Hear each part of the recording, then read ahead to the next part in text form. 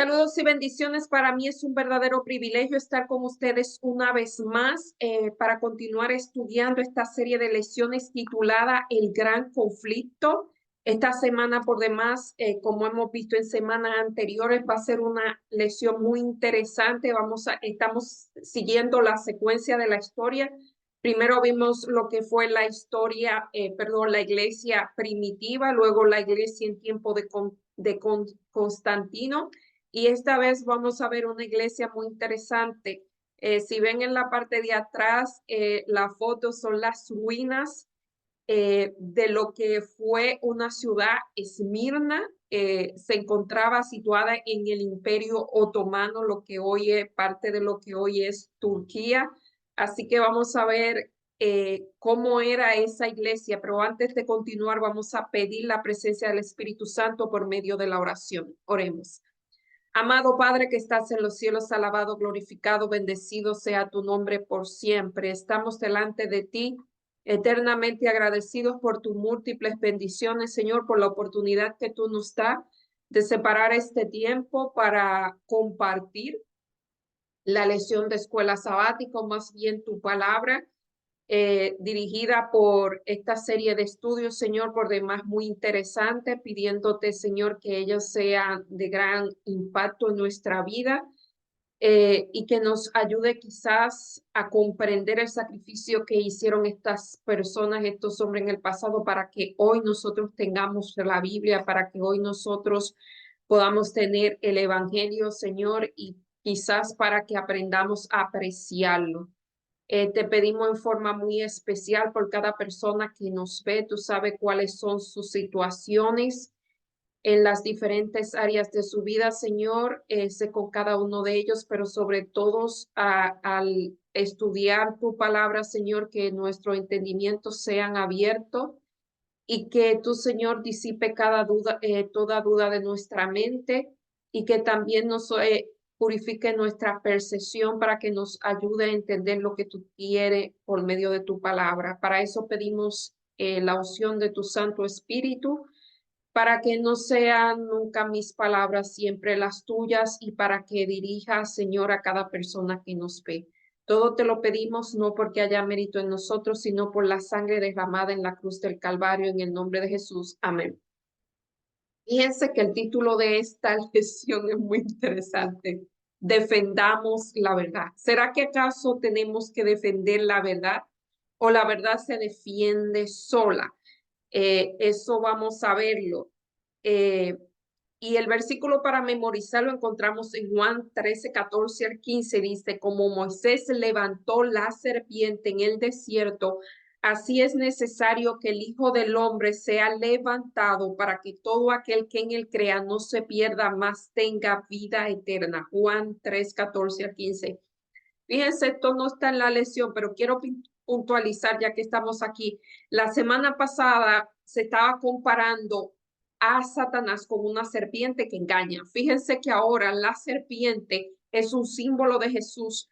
Cuando la serpiente fue levantada en el desierto, la gente lo habían mordido una serpiente precisamente, y el antídoto o la medicina para esa mordida que era mortal, era ver una serpiente que simbolizaba ahora a Jesús. Eso es lo que sucede en la Biblia, que a veces un mismo símbolo tiene doble significado, y esto debemos verlo para no confundirnos. Y aquí en la ciudad bíblica de Esmirna esta es una de las 7 iglesias que aún existe actualmente en esta antigua ciudad. Tiene 100,000 habitantes y prosperó en el siglo I y II. Esto es también el siglo I y II fue parte de la iglesia primitiva. Era una ciudad pujante, era parte del Imperio Romano, y una vez al año se ordenaba a todos los ciudadanos de Esmirna que quemaran incienso a los dioses romanos. O sea, eso era parte de la tradición o de la adoración. Eh, pero en esta ciudad había también una población próspera cristiana. Y una de estas personas que existió, este hombre eh, se llamaba, perdón que se me fue el nombre, Policarpio, ese nombre es muy conocido. Fíjense que este señor, él fue por no acatar esa orden de adorar a los dioses romanos, de quemar incienso, él fue martirizado en la plaza pública de Esmirna y quemado en la hoguera.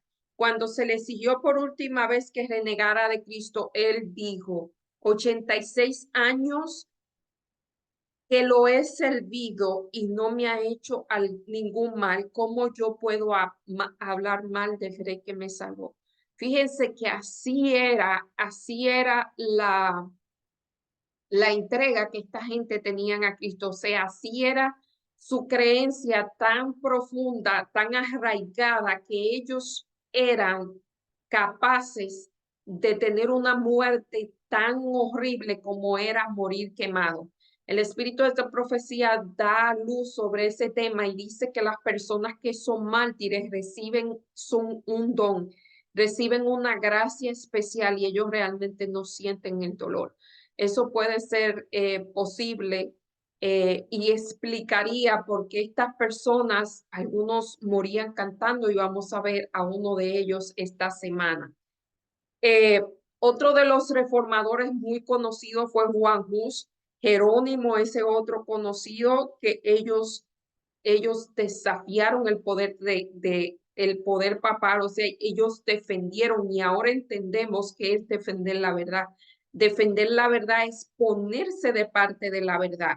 Eso es defender la verdad, es poner oposición. No es que las personas crean la verdad, sino que oponerse cuando hay algo que está mal. Eso es defender realmente la verdad. Y esta gente defendía la verdad, no simplemente quizás teniendo una discusión, y cuando hablo de discusión quiero decir un debate. No solamente era un debate, sino que ellos defendían la verdad con su propia vida. Eso es lo que sucedía en este tiempo. Era el tiempo realmente de que el poder del Espíritu Santo estaba en su completo apogeo, porque de otra manera esto no se puede explicar. Y aquí en la parte del domingo dice perseguida pero triunfante. Y en Daniel 7:23 al 25 ya vamos a entrar a elementos proféticos, y Daniel 12:6 al 14, ¿a qué periodo profético se está refiriendo estos mensajes? Daniel 7:23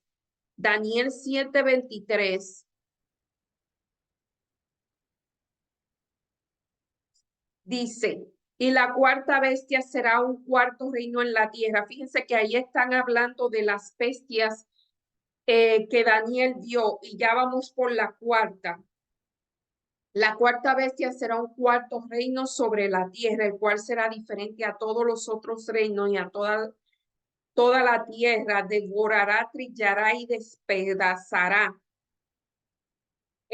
Y los 10 cuernos significan que de aquel reino se levantarán 10 reyes, y tras ellos se levantarán otros, el cual será diferente a los primeros, y a los 3 reyes derribará y hablará palabra contra el Altísimo, y los santos del Altísimo quebrantará, y pensará en cambiar los tiempos y la ley, serán entregados en manos hasta un tiempo y la mitad de un tiempo.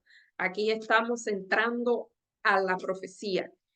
Como yo le dije, esto hace poco esto se discutió, parece que está refrescando la memoria. Y aquí dice que cuando el pueblo de Dios permanece fiel, esto lo podemos conectar con Apocalipsis 12, Apocalipsis 12:6 al 14.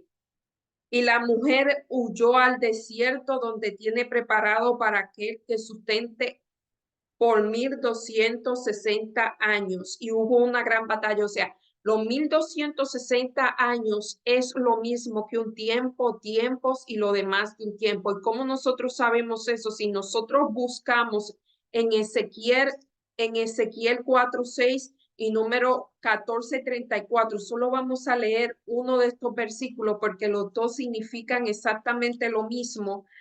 En Ezequiel 4:6 no habla que un día por año. Lo voy a leer porque quizás para muchos esto es nuevo. Pero Ezequiel 4:6 dice: cumplido esto, te acostarás sobre tu lado derecho segunda vez y llevarás la maldad de la casa de Judá 40 días, día por año te he dado. O sea, cuando nosotros cuando en profecía se habla de día, se está hablando un día equivale a un año. Así que los 1260 días que habla en Apocalipsis 12:6 está hablando de años realmente. Y cuando hablamos de tiempo, 2 tiempos y la mitad del tiempo, estamos hablando realmente de 3 años y medio. Y si nosotros convertimos 3 años y medio en año, 3 años y medio, cuando nosotros hablamos de los años en profecía, no utilizamos el número de 365 años, perdón, 365 días, sino el número de 360 días. 360 por, déjame hacer cálculo, entre 2 son 180. Si nosotros vemos 3 años, 3 por 60, son 1080, más 180 son 1260 días. O sea, si usted hace el cálculo, 3 años, tomando 360 días son 1080 días. Y si le añadimos la mitad de 360, que es 180, ahí tenemos la cantidad de 1260 años. Así que tiempo y la mitad de un tiempo son 3 años y medio, y al igual que lo que dice en Apocalipsis 12 de los 1260 días son el mismo tiempo. Pero lo importante es en qué periodo de la historia se completó eso, se cumplió esa profecía. Si nosotros vemos desde el 531 hasta el 1798, da exactamente 1260 días. En ese tiempo la iglesia fue perseguida. El poder romano persiguió a la iglesia de una manera destructiva. Fueron las persecuciones quizás más destructoras. Primero vimos a Roma imperial, pero después Roma papal hizo exactamente lo que hizo Roma imperial, pero quizás con más fuerza. Fue un imperio totalmente destructivo, aunque fue un imperio político religioso, o era religioso, pero tenía un poder inmenso en la política de aquel tiempo, no solamente en Roma, sino casi en todo el mundo conocido. Realmente fue un poder muy destructivo, un conflicto muy grande, pero Dios tenía un lugar preparado y envió a la mujer, que la iglesia la envió al desierto. Dice aquí, según el doctor William Shea, cronológico y erudito del Antiguo Testamento, presenta 23 líneas de evidencia bíblica a lo largo del Antiguo Testamento para este principio. Los intérpretes de la Biblia la han utilizado a través de los siglos. O sea, de esa bestia que se convirtió después en Roma papal, o sea, de Roma imperial, que era la bestia que vemos en Apocalipsis, en Daniel 7:23. Esta bestia tuvo 10 cuernos.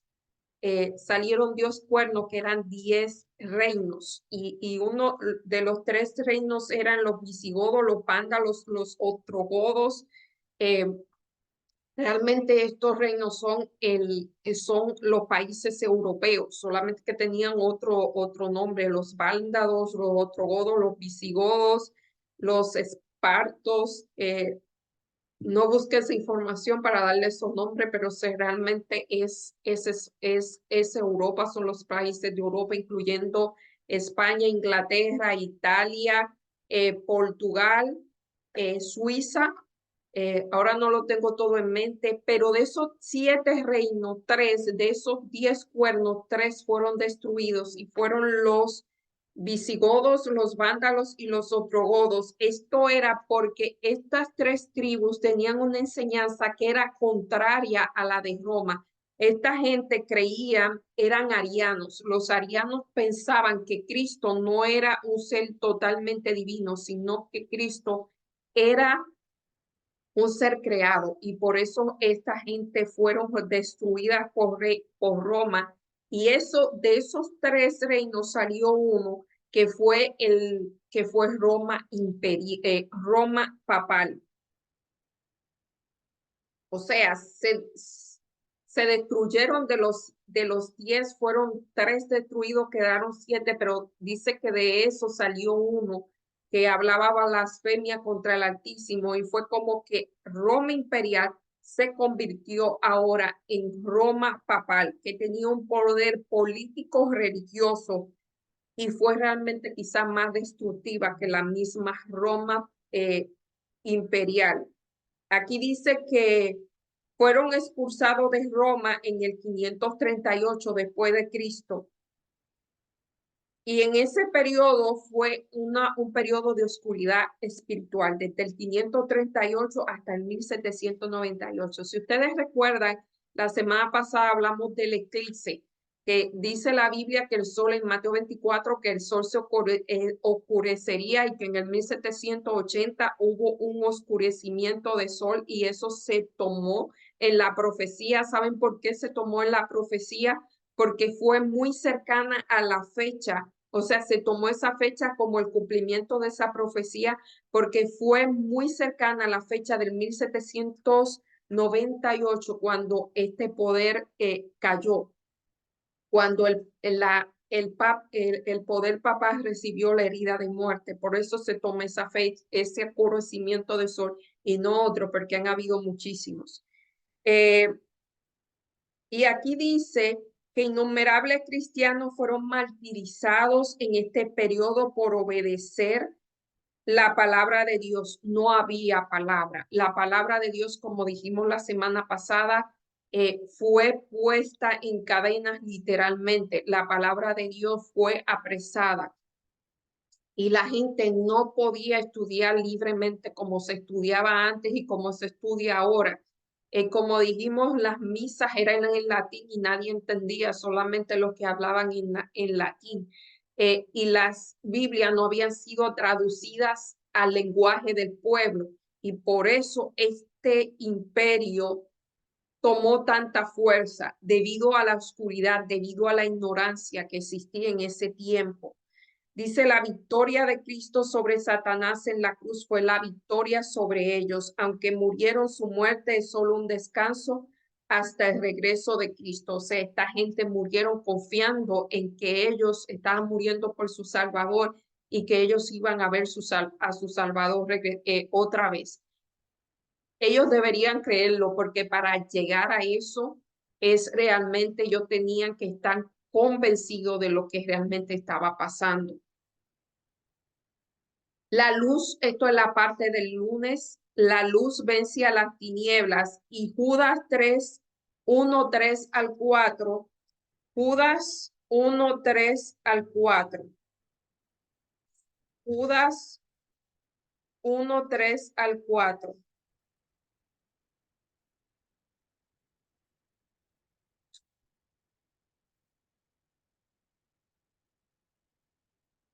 Amados, por la solicitud que tenía de escribirlo acerca de vuestra común salvación, me ha sido necesario escribirlo, exhortándolos que contendáis ardientemente por vuestra fe. Esto es una recomendación que hace Judas por la fe que ha sido una vez dada a los santos, porque algunos hombres han entrado cubiertamente lo que desde antes habían sido destinados para esta condenación, hombres impíos que convierten en libertinaje la gracia de nuestro Dios y niegan a Dios el único soberano y a nuestro Señor Jesucristo. Ese era el tipo de personas que iba a haber. ¿Y cuál es la recomendación? Que contendamos por nuestra fe. De ahí debe salir el himno: contendamos siempre por nuestra fe, aunque ruja el mundo en derredor. En el libro de Judas se escribió algún momento antes del 65 después de Cristo para los cristianos fieles. O sea, en ese momento la iglesia primitiva estaba siendo perseguida. Eso fue un poquito antes de la destrucción del templo de Roma o de la caída de Jerusalén. Esta amonestación tuvo aún más significado en esa época de oscuridad de la Edad Media. Después de las prácticas paganas inundaron la iglesia. Recuerden que primero Constantino hizo una amalgama entre la verdad y la mentira y después la Biblia desapareció. Y esa amalgama de verdad y mentira fue lo que prevaleció. Eso fue lo que dirigió la iglesia en todo ese tiempo. Y la falta de la escritura entonces fue todavía, la oscuridad fue aún peor. Dice, durante muchos siglos hubo pueblos como los bardeses. Los bardeses, este pueblo era un pueblo que vivía en Italia. Esta gente vivía en catacumbas y esta gente hicieron un trabajo increíble. Ellos fueron los porta antorcha que mantuvieron el evangelio en ese tiempo donde no había oscuridad. Estas personas cogían la Biblia y la escribían en pedazos de papel y se la pegaban a su cuerpo y salían de donde vivían escondidos y llevaban el evangelio a las ciudades. Y ellos supuestamente eran comerciantes y donde ellos podían ver que se aceptaba eso a peligro de su propia vida, porque si lo descubrían podían morir. Ellos pasaban pedazos de las escrituras. De ahí viene la palabra colportor, porque viene del latín corpus, porque ellos pegaban esos a su cuerpo. Así fue que el evangelio prevaleció. Eso fue una de las maneras. Dice que en todas las edades hubo testigos de Dios, hombres que conservaron su fe en Cristo como único mediador entre Dios y los hombres, sostuvieron la Biblia como única regla de vida y santificaron el verdadero día de reposo. El conflicto de los siglos, la página 66. Y en Apocalipsis 2:10 encontramos lo siguiente: no temas en nada lo que vas a padecer. He aquí que el diablo echará a alguno de vosotros en la cárcel para que seáis probados y tendréis tribulación por 10 días. Sé fiel hasta la muerte y yo te daré la corona de la vida. Esa fue la promesa que Dios le hizo a esta iglesia de Esmirna, que realmente es la segunda iglesia. La primera es Éfeso y la segunda es Esmirna. Dice, o sea, aquí se le dice lo que iban a hacer, que iban a ser probados, que tendrán tribulación por la iglesia y sé fiel hasta la muerte y yo voy a darte la corona de la vida. Así era. El libro de Judas se escribió en algún momento antes del 60. Bueno, eso ya lo leímos. En todas las edades hubo testigos de Dios, hombres que conservaron la fe. Esto está en el conflicto de los siglos, la página 66. En todas las edades, y repito, hubo hombres que fueron testigos de Dios, hombres que conservaron su fe en Cristo como único mediador entre Dios y los hombres, sostuvieron la Biblia como única regla de la vida y santificaron el verdadero día de reposo. Eso fue lo que ellos hicieron uno de ellos fueron los valdenses. Siempre hubo ese remanente que mantuvo la verdad encendida. En Apocalipsis 2:10 fue lo que acabamos de leer. Estas palabras fueron escritas a la iglesia de Esmirna. Uno de los dioses paganos de la ciudad era Dionisio, el dios de la fiesta y la fertilidad. Hace un tiempo nosotros hablamos aquí de los dioses griegos. Eso era un display de un montón de dioses y cada uno eran encargados de un departamento. Este era encargado de la fiesta y de la fertilidad. Cuando morían los sacerdotes de Dionisio, en el cortejo fúnebre se le colocaba una corona sobre la cabeza. Juan contrasta esta corona con la corona que se le dará a la iglesia si esta gente, o sea, a Esmirna, y ellos entendían muy bien lo que Juan le estaba diciendo. Si ustedes vencen esa corona que se hace en esa fiesta cuando mueren los sacerdotes de Dionisio, si ustedes son fieles y no reciben esa corona, van a recibir la corona de la vida. Inspiró a los bardenses en medio del dolor y la persecución. Ellos sabían que un día verían a Jesús y vivirían con él para siempre. La corona de la vida también nos habla a nosotros. Quizás ahora pasemos por pruebas, pero nos espera la corona de la vida si mantenemos los ojos en Cristo. Fíjense, mire, cuando nosotros leemos esta historia, por lo menos yo, les recomiendo que lea El deseado de toda la gente. Esta lección está basada en los capítulos de 4 al 6. Cuando nosotros leemos la historia de lo que pasaron esta gente, nosotros no pasamos absolutamente nada. O sea, nosotros no estamos haciendo oposición como para que eso suceda. Nosotros estamos yendo con la corriente, así que no estamos defendiendo la verdad, así que nada está pasando. Por lo menos en este lado del mundo, no sé, en otros lados del mundo hay cosas horribles, pero nada de lo que nosotros estemos pasando se compara a lo que pasaron esa gente. Sí va a venir un día, un tiempo en que eso volverá a pasar, pero realmente eso no se compara a lo que estamos pasando ahora. Estamos muy cómodos, por eso no nos oponemos a la verdad. Un círculo vicioso, no nos oponemos a la verdad, no hay persecución, no hay persecución, no nos oponemos a la verdad. Valor para permanecer firme, compara Hechos 5:28 al 32. ¿Sabe que esta semana yo me encontré con una señora? Esta señora estaba regalando unos papelitos, yo había visto eso en Puerto Rico, con algo escrito a mano. Y ella me dijo, me lo dio y me dijo, Dios te bendiga. Y cuando yo veo el papel, lo primero que yo veo en el papel es 3ABN. Es un listado de canales y,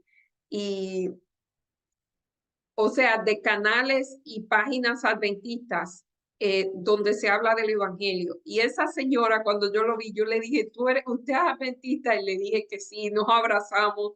Y ella comenzó a contarme, pero con una emoción, pero tan grande esa emoción que a mí me contagió, a mí se me pusieron la piel de gallina porque ella transmitía un gozo. Yo decía, no solamente era lo que ella estaba dando, sino el gozo que ella transmitía. Y me decía, mira, Pablo, nosotros estamos viviendo en las últimas páginas de la Biblia y Pablo quería estar en este tiempo que nosotros estamos viviendo, pero tenemos que hacer un trabajo que no lo estamos haciendo. Y comenzó a hablarme del espíritu de profecía. Ella lo decía como que si lo estuviese viviendo y yo, wow, yo quiero lo que esta mujer quiere. O sea, esas son gentes que realmente entienden lo que está pasando. Yo todavía no llego a esos niveles, pero realmente es muy emocionante cuando uno ve a una persona hacer eso y no hacerlo, sino con el gozo que lo hacen. En la parte del martes, valor para permanecer firme. Hay que tener valor para permanecer firme. A veces no es fácil. Hechos 5:28. Hechos 5:28.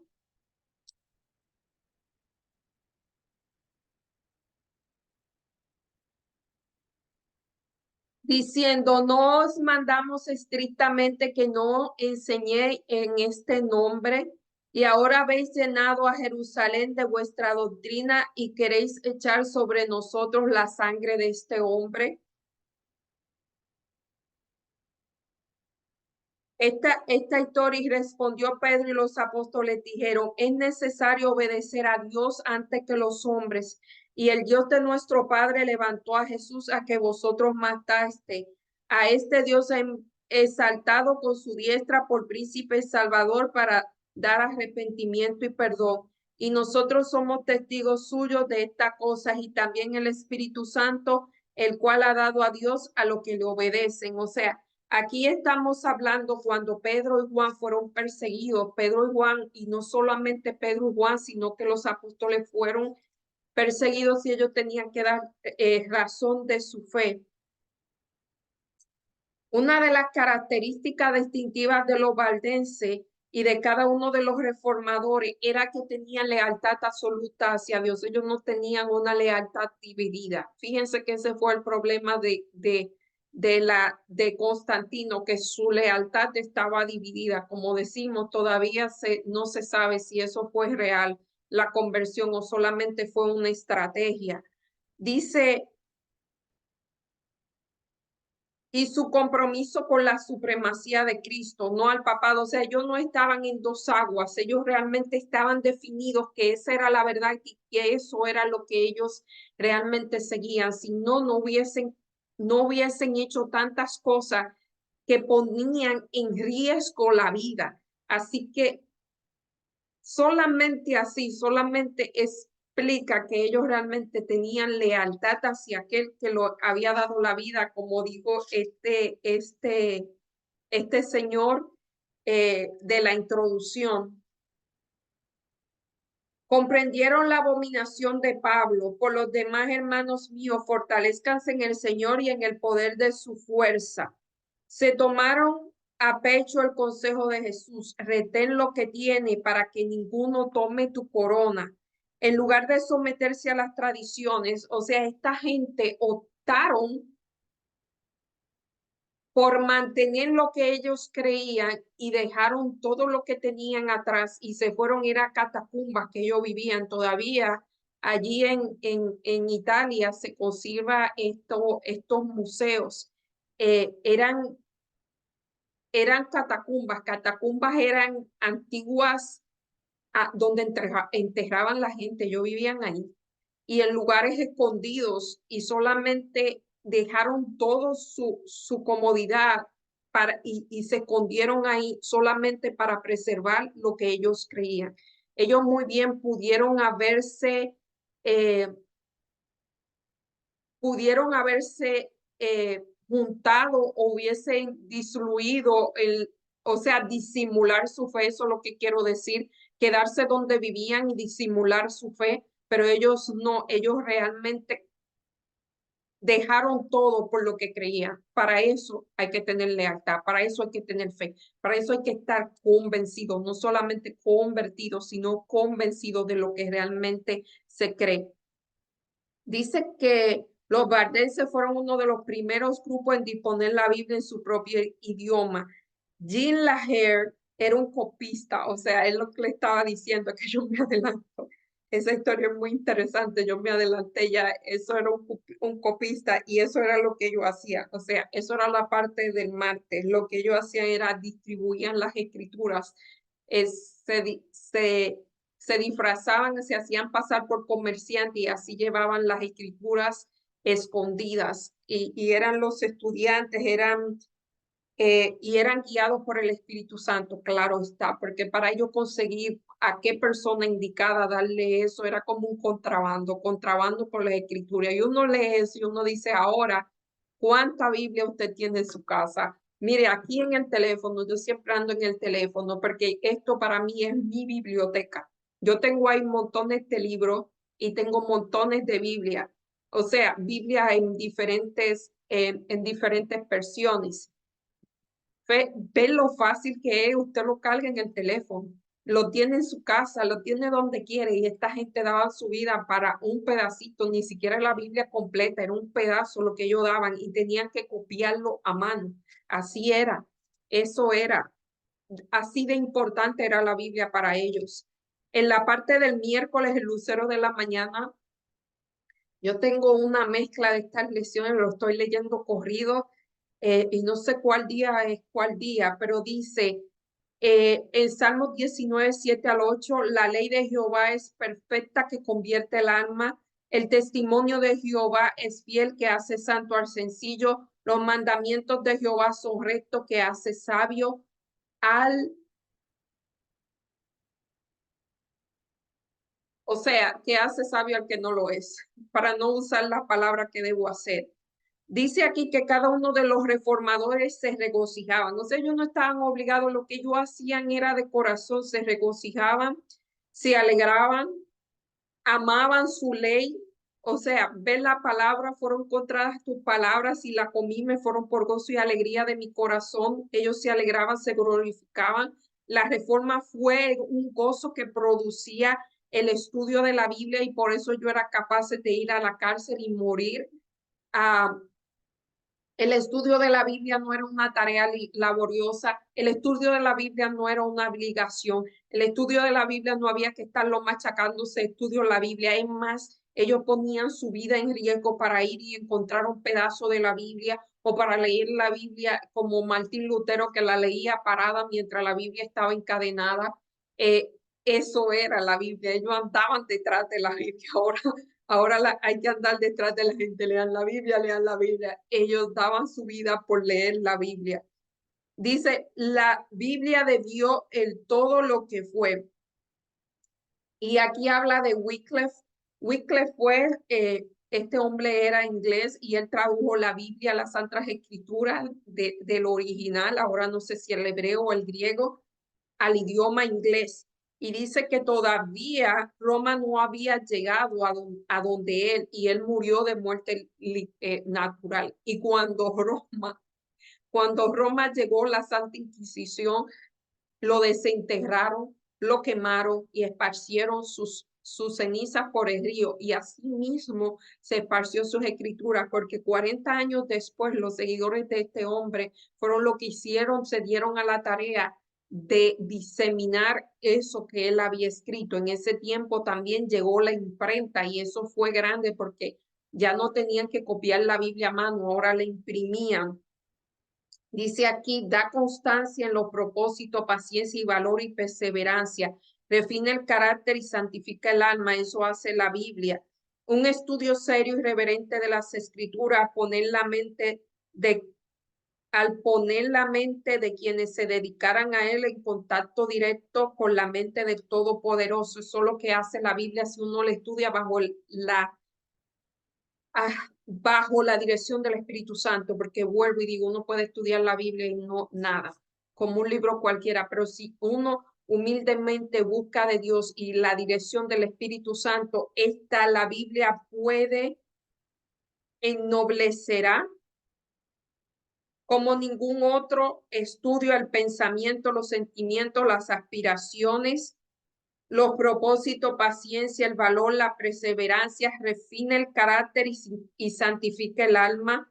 Un estudio serio y reverente de las escrituras a poner la mente de quienes se dedican a él el contacto. O sea, usted cuando estudia la Biblia, cuando nosotros decimos, vamos a encontrarnos con el Señor, ¿cómo usted se encuentra con el Señor? ¿Cómo usted se encuentra con Dios? Encontrarse con el Señor no es algo místico, no es algo sentimental. Encontrarte con el Señor, cuando uno dice que va a encontrarse con el Señor, es que va a leer su palabra, porque eso fue lo que Él dejó. Esas son sus cartas, eso es lo que usted va a leer. Usted va a orar y va a leer la palabra. Así es que uno se encuentra con el Señor y después medita en lo que leyó. Pero si usted no lee la palabra, ¿en qué va a meditar? Se va a comenzar a pensar cosas raras, movido por las emociones y movido por los sentimientos, nada que ver, nada en contra de los sentimientos y las emociones. Fíjense que cuando esta gente leía la Biblia, se producían emociones, dicen que se producía gozo, se producía alegría. Eso quiere decir que fue producto del estudio. Eso es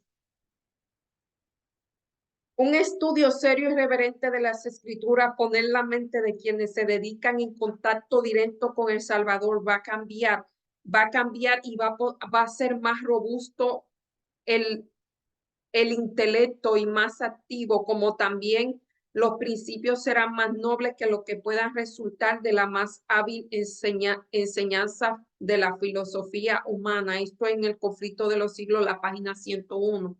O sea, la Biblia, el estudio de la Biblia no es el estudio de cualquier otro libro. Por más interesante que sea otro libro, créanme que para algunos libros son muy interesantes, pero cuando la Biblia, en el estudio de la Biblia no hay rival. Eso es lo que el espíritu de profecía quiere decir. Segunda de Timoteo, segunda de Timoteo 2:1-3. Segunda de Timoteo.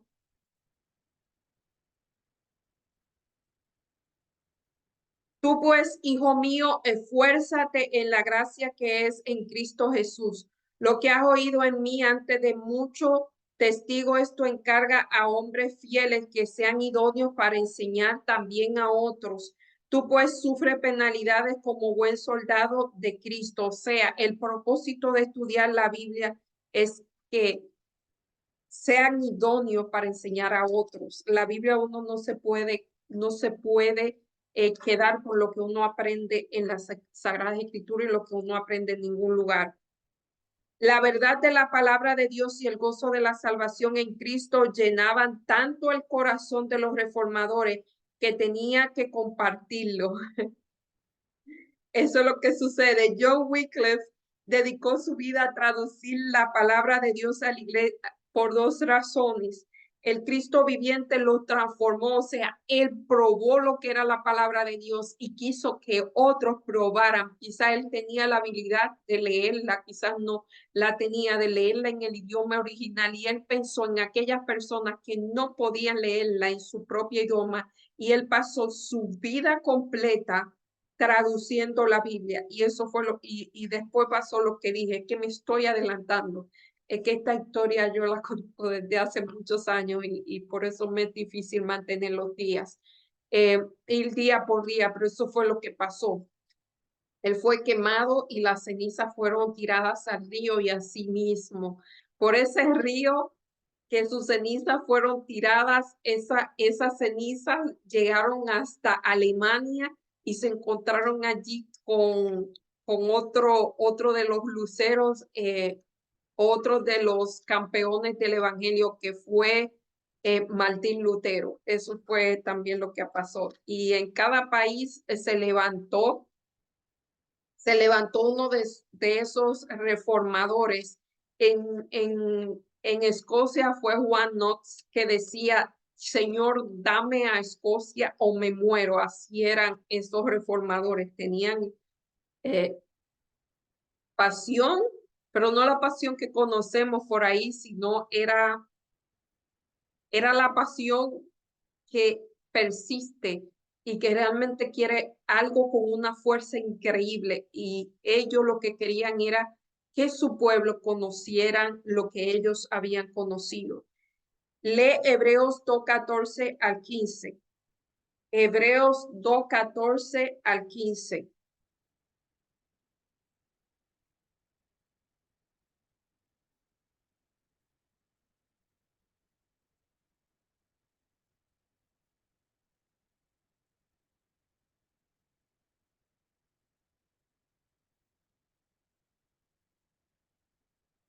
Así, por lo cuanto los hijos participaron de la carne y de la sangre, él también participó de lo mismo para destruir por medio de la muerte al que tenía el imperio de la muerte, esto es, al diablo, y librar a todo lo que por el temor de la muerte estaban sujeto a la muerte. O sea, ¿cómo se libera una persona del imperio de la muerte? Con la luz que viene de la palabra de Dios. Y aquí se titula Animado por la esperanza. ¿Qué es lo que animaba a los fieles bardenses durante las horribles persecuciones que enfrentaba? ¿Qué le dio valor a Juan Hus y a Jerónimo, a Tyndale, a Latimer y a tantos otros reformadores a morir? Yo creo que mencioné la semana pasada que Jerónimo en un principio, él fue encarcelado y cuando él se retrató, o sea, se le pedía si se retrataba de lo que creía y él la primera vez se retrató. La segunda vez él siguió predicando y tenía tanto dolor, tanta vergüenza que la segunda vez que que lo apresaron, él dijo, oye, ya no me digan, no me pregunten más, yo voy a morir. Y así murió Juan Hus. Él dice que murió cantando.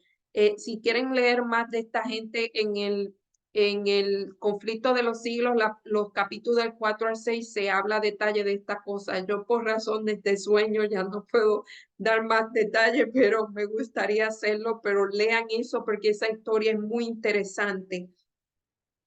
Incluso hallaban gozo en participar de los sufrimientos de Cristo y estas realmente sufrieron literalmente los sufrimientos de Cristo. Morir en una hoguera era, ponían un palo rodeado de leña y lo amarraban y encendían esa leña y esta persona se quemaba.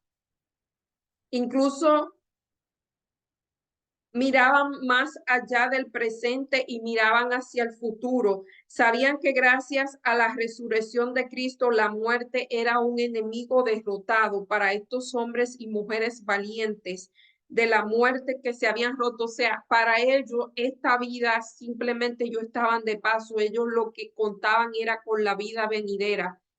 Y vuelvo y digo, era tan real para ellos que ellos estaban dispuestos a sacrificar esta vida, a morir, esperando la vida venidera. Eso es realmente lo que ocurría. De cierto os digo, viene la hora y la hora viene en que lo que oirán su voz, oirán la voz del Hijo del Hombre y resucitarán. Esto es en Juan 5:24. Juan 5:24.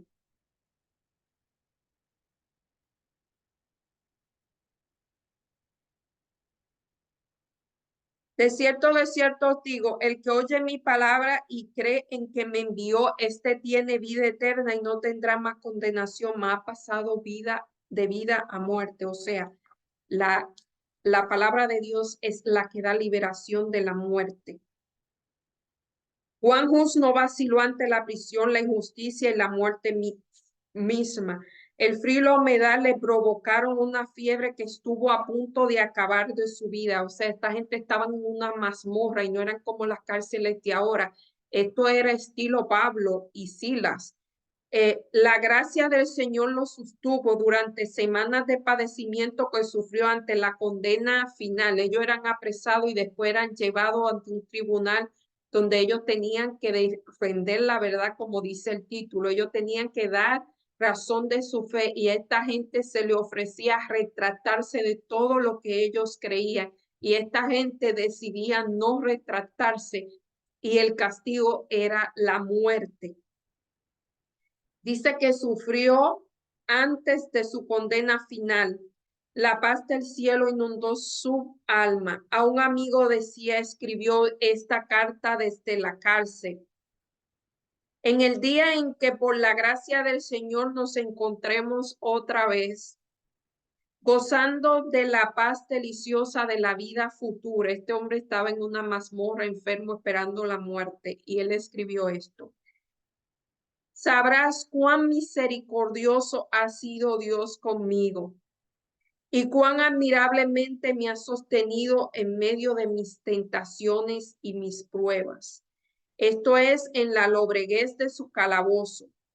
Previó el futuro de la fe. Esto lo encontramos en el conflicto de los siglos. Si usted cree que el conflicto de los siglos es un libro extraño, fíjense el tipo de historia que hay en este libro. Esa carta él la escribió mientras esperaba la muerte. La amonestación del apóstol Pablo nos habla con mayor relevancia en la actualidad. Manténgase firme la esperanza que profesamos sin fluctuar, que fiel es el que prometió. Así como la promesa de Dios sostuvieron a su pueblo en el pasado, también nos sostienen a nosotros hoy. ¿Qué significa perder todo por Cristo? Eso hay que preguntarlo a esa gente. ¿Qué perdemos nosotros? En definitivamente dice que el que pierda su vida por causa de mí la hallará. ¿Qué lecciones podemos aprender de los valdenses y de los reformadores que sostienen el conflicto de hoy? Fíjense que esto pasó hace muchos años, esta gente ya murieron y estas lecciones uno se preguntarán, ¿para qué yo quiero saber tanta historia? ¿Para qué qué me beneficia yo saber la vida de estas personas? Realmente beneficia porque primero nos enseñan que eso que pasó va a volver a pasar y quizás son una fuente de inspiración, quizás no para vivir lo que ellos vivieron, sino para nosotros apreciar lo que nosotros tenemos hoy, que es la Biblia, que es la libertad de llevar a otro el evangelio, que es la libertad de creer en lo que nosotros queramos, sin nosotros, o sea, aquí nosotros podemos creer lo que nosotros pensemos y nada ocurre. Esa libertad la hizo posible esta gente. La hizo posible Cristo en la cruz y la hizo posible esta gente. Y esa libertad hay que aprovecharla. No hay que, como le digo, no hay que tomarla for granted. Esa palabra en español yo siempre tengo problemas. No hay que tomarla como si no costó nada. Costó un precio y un precio muy alto. Ya para terminar, en la parte del viernes, Dios permitió que una gran luz brillara sobre la mente de este hombres elegidos, revelándose mucho en los errores de Roma, pero ellos no recibieron toda la luz que debía ser comunicada a este mundo, sino que a través de los tiempos esta luz eh, fue progresiva. Cada uno de esos reformadores recibió eh, una luz diferente y fue progresiva. Dice que esa luz fueron diseminando las tinieblas del romanismo, pero tenían que arrastrar muchos y muy grandes obstáculos y lo conducían paso a paso según se los permitían la fuerza de ellos. No estaban preparados para recibir toda la luz. Cuando hablamos de toda la luz, no estaban recibidos. Un ejemplo, Martín Lutero recibió la verdad de la justificación por la fe, la gracia. Otros recibieron la verdad del bautismo por inmersión. Eso fue Juan Calvino. Anteriormente se bautizaba era asperjando agua, no por inmersión. Ellos recibieron esa verdad. Y así cada reformador recibió una verdad diferente. El problema que es que ellos no se unieron, ellos se separaron. Esa es otra historia. Y por eso vemos tantas religiones, porque cada quien siguió a alguien y ellos no se unieron y no unieron todas las verdades. Esto lo habría, si hubiesen recibido toda la luz, esto lo habría hecho retroceder como habrían retrocedido con la vista herida quienes estaban acostumbrados a la oscuridad. Cuando uno está en la oscuridad y de momento recibe la luz, eso molesta a los ojos. A veces si una persona ha estado en oscuridad muchas veces, mucho tiempo, tiene que ir adaptándose a pequeñas chispas, a pequeñas medidas de fe. Perdón, yo me estoy durmiendo. Tienen que irse adaptando a la luz paulativamente. Eso se ven en las personas que han sido operadas de la vista. No reciben la luz o sea, toda la luz de inmediato, sino que ellos se van adaptando. Dice aquí, Dios lo reveló a los guías de su pueblo poco a poco, tanto como podían ser recibidas por la gente. De siglo en siglo, otros fieles obreros seguirían conduciendo a la masa y avanzando cada vez la senda de la reforma. En otra carta que escribiera un sacerdote que se había convertido al evangelio, Hus habló con profunda humildad de sus propios errores, acusándolo de haber sido afecto a llevar hermoso traje y de haber desperdiciado horas en ocupaciones frívolas. Luego añadí esta conmovedora admoniciones, que tu mente se ocupe de la gloria de Dios y de la salvación de las almas, y no de la adquisición de prendas y bienes temporales. Fíjense esta otra carta que escribió Juan Hus.